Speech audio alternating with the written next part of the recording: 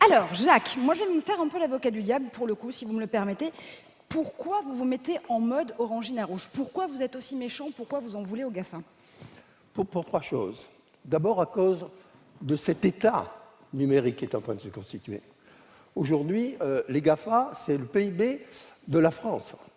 Dans 10 ans, dans 15 ans, c'est le PIB de l'Europe. Dans 20 ans, dans 30 ans, c'est le PIB du monde. Peut-on accepter comme ça un État numérique qui sera le plus riche du monde, mais qui gérera nos êtres, nos personnes, nos intimités? C'est contre ça que je me bats.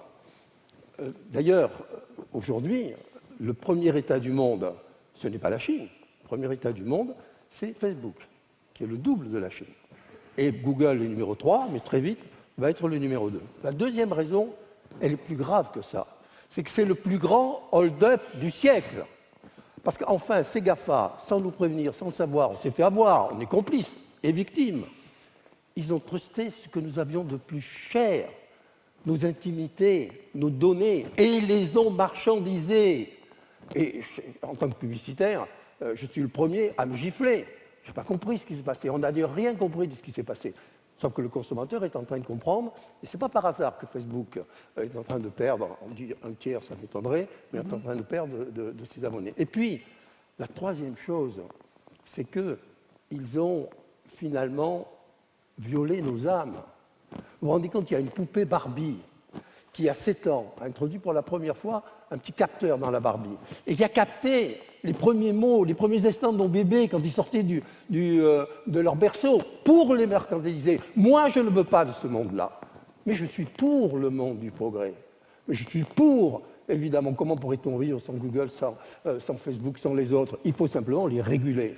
On ne peut pas nous laisser mener par le bout du nez. On doit être maître de ces choses. C'est pour ça que je dis, entrons en résistance. Évidemment, allons vers le progrès. Le progrès a toujours des mauvais côtés. Quand on a inventé la roue, il y a 6000 ans, c'était dans le contrefort de l'Europe de l'Est, on a créé les accidents de la route. Mais à partir de là, les gouvernements, les conducteurs ont tout fait pour essayer de se prémunir contre les accidents de la route. Ça s'appelle la sécurité routière. Moi, j'en appelle à la sécurité numérique. Alors, deux choses. Il y a beaucoup de choses dans la même réponse. Mais la première, encore une fois, je me fais l'avocat du diable. La nature ayant horreur du vide, est-ce que finalement, la Silicon Valley n'a pas pris le droit d'innover, le droit de disrupter plus rapidement que l'Europe, qui se bardait de régulation pour bloquer l'innovation? Est-ce qu'on ne peut pas au moins reconnaître ce point-là à la vallée? Mais bien sûr. La France a tout inventé de la communication.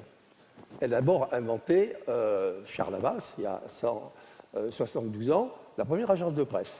Puis elle a appris, 2 ans après, elle a inventé la première agence de régie, la première Media Buying Agency. Après, elle a inventé la première agence de pub. Ce n'est pas les Anglais, ce n'est pas les Américains, c'est nous, ce sont les Français. Puis après, elle a inventé la photo, les Fairnet. Puis elle a inventé le cinéma. Puis elle a inventé le premier spot. Le premier spot était tourné par Sœur Levert, avec sa maîtresse qui sautait sur une boîte de savon, 2 ans après le premier film publicitaire. Puis elle a inventé la télévision en couleur, puis elle a inventé la carte de puce, et puis elle a participé à l'invention du net. Enfin, l'invention du net, le net a été inventé pendant la guerre, mais à la possibilité de mettre le net à la portée de tous. Et puis ça s'est arrêté. Et puis tout d'un coup, on a eu un immobilisme politique lamentable. Jusqu'à Mitterrand, c'était formidable. Je me souviens, j'étais là lorsque Bill Gates est venu rencontrer François Mitterrand. C'est Jacques Attali qui avait arrangé les choses. Moi, j'étais le publicitaire d'Apple à ce moment-là. Quel dommage que je n'ai pas pu garder le budget. Mais enfin, ils ont bien travaillé au départ, même si c'est moins bien maintenant. Et Mitterrand lui-même a prôné pour que toutes les écoles aient un Apple. Ça a même été des essais, puis ça a été abandonné. Et après, on est entré dans le narcissisme politique au lieu d'entrer dans l'innovation technologique. Et c'est comme ça qu'on est en retard. Ce retard, il n'est pas trop tard. Aujourd'hui même, le président de la République est à la station F. Et il est là au milieu des jeunes. J'étais il y a 3 jours. On a nous, une grande agence, on est la seule agence d'ailleurs de la station F. On a un demi-étage. Vous ne pouvez pas savoir ce qui s'y passe. Et cette génération, je ne les vois pas bien dans la salle, j'espère qu'il y a des jeunes dans cette salle, parce que c'est vous qui allez sauver la France, ce n'est pas les vieux cons que nous sommes. Alors moi, je suis en tiré depuis longtemps. Mais vous, cette génération numériste, vous devez prendre ça en main. Vous ne pouvez pas accepter l'hégémonie américaine. Ça ne veut pas dire qu'il faut penser que l'Europe sera un jour plus hégémonique que l'Amérique. Non, il faut simplement, comme l'Europe l'a fait, réguler.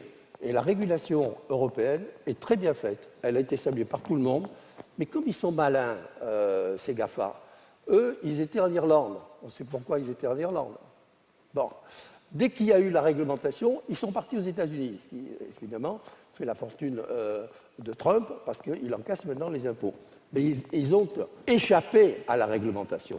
Ça, ce n'est pas admissible. Je ne veux pas d'un monde comme ça. Mais donc, Jacques, encore une fois, la vraie question, et on ne va pas se mentir, on est sur la scène du Hub Forum, la vraie question en matière de régulation européenne, est-ce qu'elle n'est pas sur l'harmonisation fiscale, qui est un vieux serpent de mer? On se pose la question à chaque nouvelle mandature de la Commission européenne, et la seule chose qu'on sait faire de l'autre côté, c'est sortir le bras armé de la régulation, qui est certes le boulot de la Commission européenne, mais au lieu de se mettre d'accord sur juste la question de la taxation, qui est vraiment l'épine dans le pied des GAFA, on continue à réguler pour le plaisir de réguler. C'est normal, ça?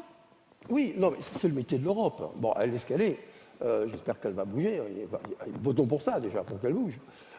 Mais le problème, là, n'est pas politique.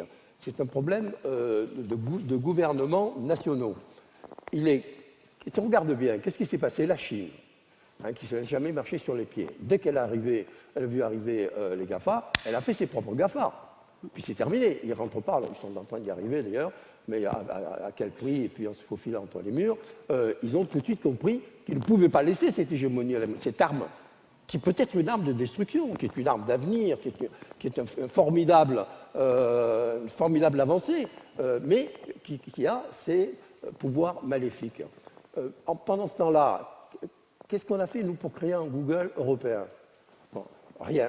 Sauf qu'on en a un qui s'appelle Quant, que le gouvernement n'a jamais suffisamment assisté, auquel les publicitaires, moi je sais puisque j'ai fait le lancement à l'époque de Quant, auquel les publicitaires ne sont pas vraiment associés, dont personne n'a entendu parler, qui est le Google français, Made in France, non. Il est même plus formidable que le vrai Google, puisque, j'espère que le patron de Google n'est pas dans la salle, mais j'ai déjeuné avec lui, il m'a dit, pas trop, mais je suis assez d'accord avec toi, il faut tous que l'on arrive, ça lui fera plaisir de le savoir. À s'autoréguler. Bon, et il a raison, je pense qu'il est un formidable patron, il est français. Donc, je pense qu'il faut que nous résistions chacun avec nos moyens. Celui qui peut le plus régler le problème, c'est Trump, mais il ne le fera pas. Parce qu'il faudrait simplement faire ce qui a été fait avec Rockefeller à l'époque, appliquer la loi antitrust. À l'époque, Rockefeller, c'était la même chose. Les données de ce moment-là, c'était le pétrole.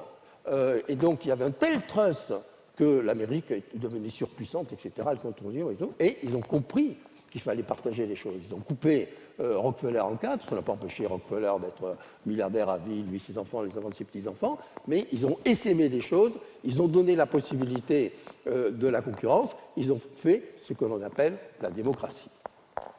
Dernière question, Jacques, ensemble. En effet, on se rend compte que quand même les plateformes, même les GAFA se rendent bien compte qu'il y a une espèce de ras-le-bol de la part des utilisateurs, qu'il y a des brèches de confiance qui ont été ouvertes, notamment avec l'affaire Cambridge Analytica du côté de Facebook. Donc, ils sont en train, petit à petit, d'essayer de redorer leur blason, si j'ose dire, en proposant des projets de tech for good, la technologie pour le bien de l'humanité, en essayant de mieux associer aussi les utilisateurs à des nouveaux contrats de confiance pour réengager la façon dont ils monétisent, ils utilisent les données de ces utilisateurs-là. Ça veut dire quoi? Qu'on est passé d'une période où on innovait pour le plaisir de l'innovation à une période où finalement la Silicon Valley touche à l'âge de raison. On est en pleine crise d'adolescence de la technologie, c'est ça?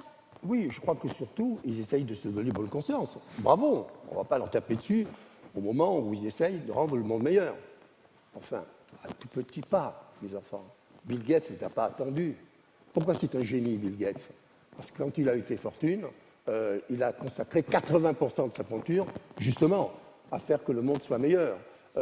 Les 1000 milliards de dollars d'Apple, les 1000 milliards de dollars d'Amazon, est-ce que ce ne serait pas mieux d'en utiliser une plus grande part à ce que le monde devienne meilleur? Est-ce que ce n'est pas ça qu'on attend d'eux, plutôt que tous ensemble, avec le food service Elon Musk, vouloir créer l'homme qui aura 1000 ans et qui vivra sur Mars? Qui a envie de vivre 1000 ans sur Mars? En tout cas, pas Jacques Séguéla, visiblement. Merci infiniment, Jacques. Merci d'avoir été avec nous sur la scène du Hub Forum pour cette clôture du géant Le Diable. Entrons en résistance. Le Diable s'habille en GAFA et on entre en résistance avec vous. Merci infiniment. Ciao. 20. Super.